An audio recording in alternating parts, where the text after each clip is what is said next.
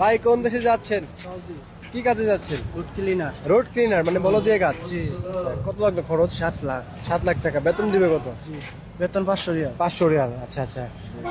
সময় শর্ট না? কয়টা বাজে ফ্লাইট? কি মনে হয় খরচ 7 লক্ষ টাকা আর বেতন মাত্র 500 রিয়াল, যা বাংলার টাকায় হিসেব করলে 16,250 টাকা।